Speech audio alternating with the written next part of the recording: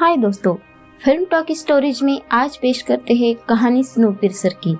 Film शुरू होते ही हम देखते हैं ग्लोबल वार्मिंग के कारण सारी पृथ्वी बर्फ में तब्दील हो चुकी है। वहीं पर एक चलती हुई ट्रेन को दिखाया जाता है जिसके अंदर बहुत सारे लोग होते हैं। सारी पृथ्वी पर बस उस ट्रेन के अंदर ही लोग जिंदा होते हैं। उसी ट्रेन में एक ऑफिसर लोगों की गिनती कर रहा होता है। ऑफिसर सभी लोगों को नीचे बैठने को बोलता है, पर कर्टस नीचे नहीं बैठता। तभी उसे उसका दोस्त नीचे बैठाता है। दरअसल कर्टस वहीं पर सारे ऑफिसर गिन रहा होता है, क्योंकि कर्टस और उसके साथी लोग ट्रेन के सबसे लास्ट वाले डिब्बे में होते हैं। इस कारण उन्हें ना ढंग का खाना मिलता है और ना ही पीने को पानी मिलता है। तो इस कारण वो ट्रेन के आगे वाले हिस्से में जाने का प्लान बनाते हैं। वहीं पर उन्हें एक खाने के नाम पर एक प्रोटीन का ब्लॉक दिया जाता है। उसी प्रोटीन के ब्लॉक में कर्टस का एक खबरी, जो कि ट्रेन के आगे वाले हिस्से में होता है, वो उसे एक मैसेज भेजता है। उस मैसेज में एक इंसान का नाम होता है जिसका नाम नैमगुम है, जो उस ट्रेन का सिक्योरिटी एक्सपर्ट होता है। वो ट्रेन के बारे में सब कुछ जानता है। कर्टस, गिलियन और एडगर मिलकर उन तीनों गेट्स को पार करने की योजना बनाते हैं, जहां से वो आगे की तरफ जा सके। और वो गेट सिर्फ 4 सेकंड के लिए ही खुलते हैं। उसी दौरान कुछ ऑफिसर आकर छोटे बच्चों को इंजन की तरफ ले जाने लगते हैं। तभी एक बच्चे के पिता गुस्से में आकर एक लेडी अफसर पर अपना जूता फेंक कर मारते हैं। उस कारण उसे सजा के तौर पर उसका हाथ 7 मिनट के लिए ट्रेन के बाहर रखा जाता है। उसी समय एक मिनिस्टर सबको बोलने लगती है कि इंसान को कभी भी अपनी औकात नहीं भूलनी चाहिए। जूतों की जगह कभी भी सिर पर नहीं होती, उन्हें हमेशा पैरों में ही पहनना पड़ता है।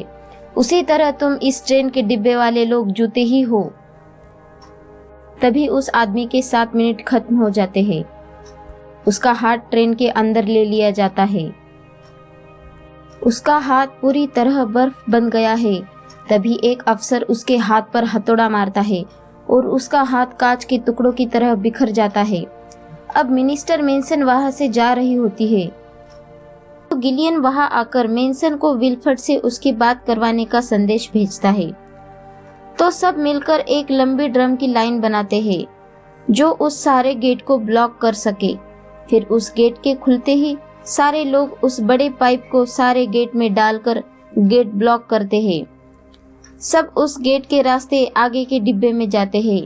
आगे जाने के बाद कर्टस नैमगुम को छुड़ाता है और उसे ट्रेन के सारे दरवाजे खोलने को कहता है, पर नैमगुम उसके बदले में हर दरवाजे को खोलने के बदले एक कैनोल मांगता है, जो कि एक नशीला पदार्थ होता है। उसके बाद अब सब आगे की तरफ बढ़ने लगते हैं। साथ में नैमगुम की बेटी को भी ले लेते हैं।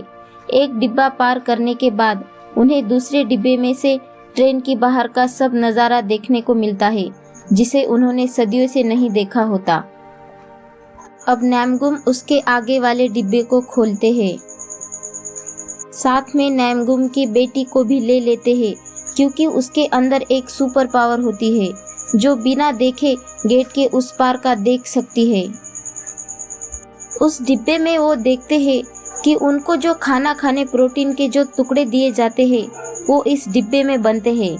कर्टस उस प्रोटीन बनाने वाले मशीन के अंदर देखता है और अंदर देखकर वो शॉक रह जाता है, क्योंकि उन्हें प्रोटीन के टुकड़े दिए जा रहे होते हैं वो दरअसल कीड़ों से बनाए होते हैं। वहीं पर कर्टस का खबरी उसे वाटर वाले डिब्बे में आने को बोलता है। सब वहां जाने लगते हैं। नैमगुम दरवाजा खोलने ही वाला होता है। तभी नैमगुम की बेटी उसे मना कर देती है, पर तब तक बहुत देर हो जाती है और दरवाजा खुल जाता है और उस डिब्बे में बहुत सारे लोग हाथ में कुल्हाड़ी लेके खड़े होते हैं। उसके बाद दोनों ग्रुप के बीच में जोरदार फाइट हो जाती है। तभी मिनिस्टर मेंसन आकर उन्हें रोकने लगती है। तभी ट्रेन एक टनल के अंदर जाती है। इस कारण ट्रेन में बहुत अंधेरा हो जाता है और मेंसन के आदमियों के पास अंधेरे में दिखने वाले गॉगल्स होते हैं। तो उस अंधेरे में उनके आदमी कर्टस के आदमियों पर हमला कर देते हैं, जिसमें कर्टस के बहुत सारे लोग मारे जाते हैं। मेंसन वहां से भाग रही होती है। तभी कर्टस उसे पकड़कर उसकी गर्दन पर चाकू रखकर उसके आदमियों को रोकने के लिए बोलता है। अब वो मेंसन को मारने ही वाला होता है।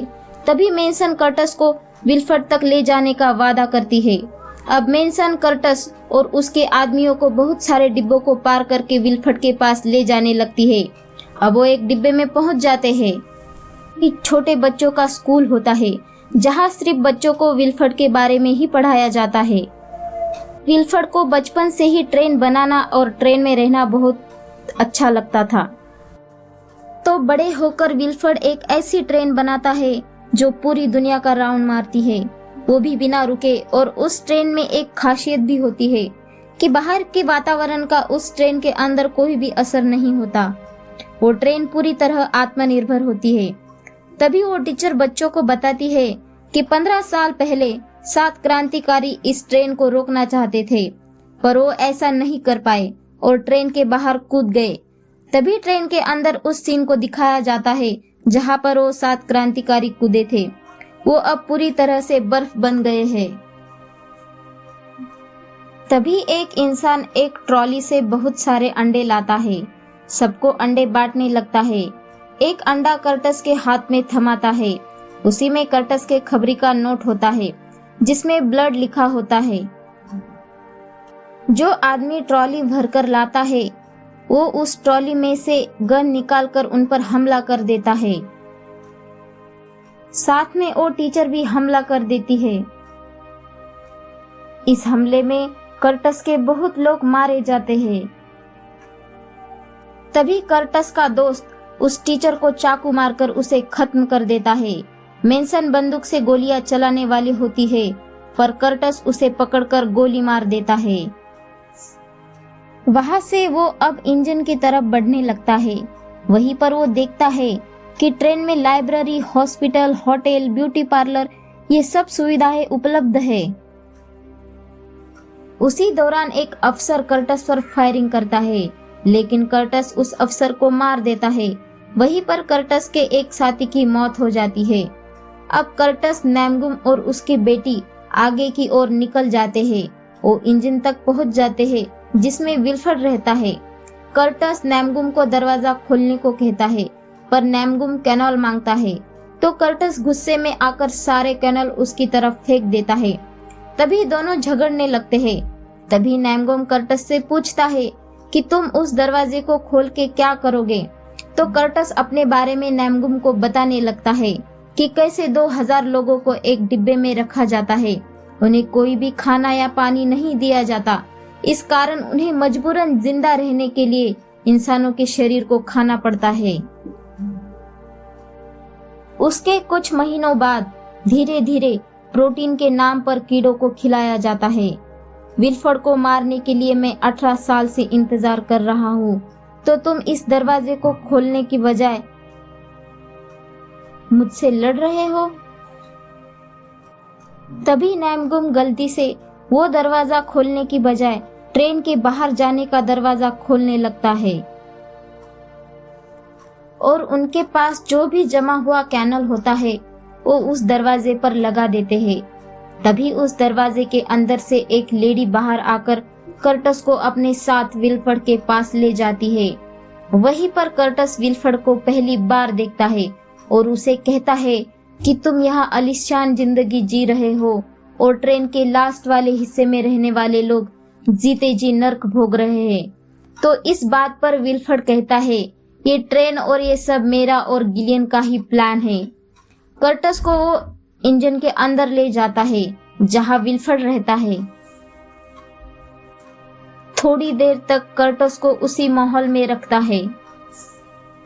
वहां उसे पता चलता है कि ये तो नर्क से भी बदतर जगह है। कर्टस को फिर विल्फर्ड एक नोट देता है जिसमें ट्रेन लिखा होता है और यहीं पर हमें पता चलता है कि कर्टस का जो खबरी रहता है वो और कोई नहीं बल्कि खुद विल्फर्ड रहता है। अब विल्फर्ड कर्टस को ट्रेन को संभालने के लिए कहता है।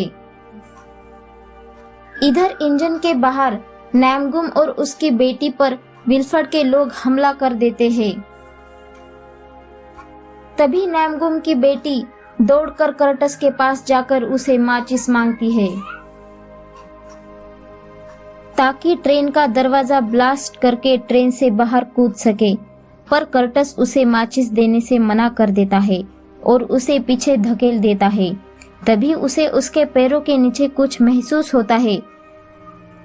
दोनों उस जगह को खोलते हैं और अंदर देखते हैं कि कुछ बच्चे इंजन के अंदर काम कर रहे हैं। उसमें कर्टस के साथीदार का बच्चा भी होता है। ये देखकर कर्टस को बहुत गुस्सा आता है और कर्टस याना को माचिस दे देता है और इंजन बंद करवा देता है, पर एक लड़का इंजन को फिर से चालू कर देता है। याना जाकर नैमगुम को माचिस दे देती है। नैमगुम माचिस की तीली जलाकर उस दरवाजे को ब्लास्ट कर देता है। ब्लास्ट के कारण पूरी ट्रेन ट्रैक के नीचे उतर जाती है। ट्रेन पलटी होकर बहुत दूर तक बर्फ में घसीटती हुई जाती है। अब याना ट्रेन के बाहर आकर देखती है तो उसे एक जिंदा भालू दिखाई देता है। ये देखकर हमें पता चलता है कि अब ट्रेन के बाहर का वातावरण जिंदा रहने लायक बन गया है। और इसी के साथ ये फिल्म यहीं पर खत्म हो जाती है।